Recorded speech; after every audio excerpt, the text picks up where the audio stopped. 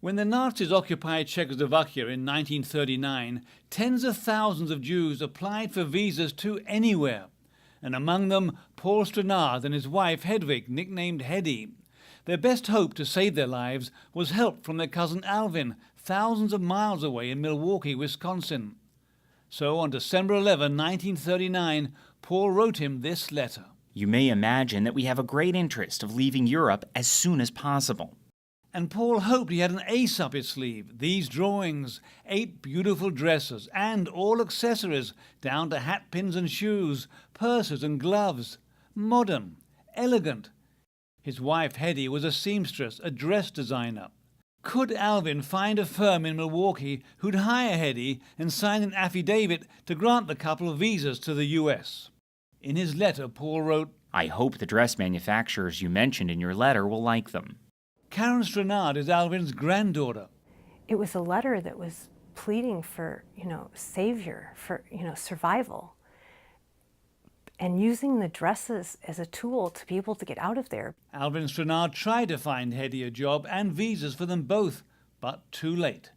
Paul was declared dead January 31, 1943, murdered in either the Treblinka concentration camp or the Warsaw Ghetto. Hedy's fate is unclear, but her dresses live on. Almost 60 years later, Karen's parents found the letter in the basement, complete with the Nazi censor swastika stamp and the colorful drawings.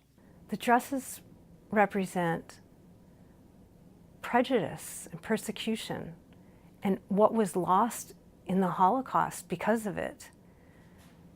The dresses represent love. The Stranards gave the letter and dress designs to what is today the Jewish Museum of Milwaukee, just another painful link to the past.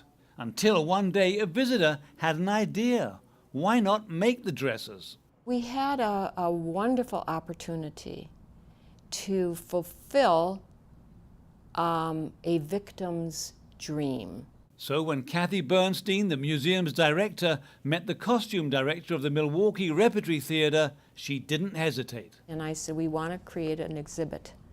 We want to have a tangible example of what has been lost in the Holocaust.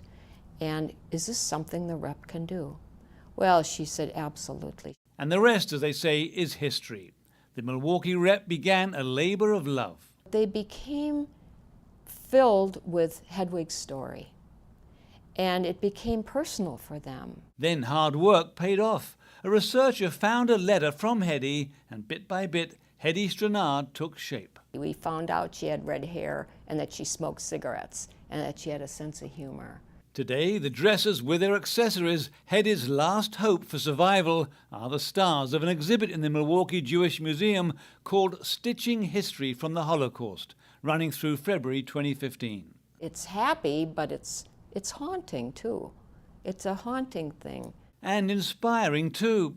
For Karen Stranard, family history come to life in the most personal way. When I put the dress on, it fit me perfectly. The whole thing is surreal. But the torch has been passed. It was passed from Hedy's dress designs that she created in Bohemia to her husband, to my great-grandfather, who started this process in terms of starting the immigration application process in the United States.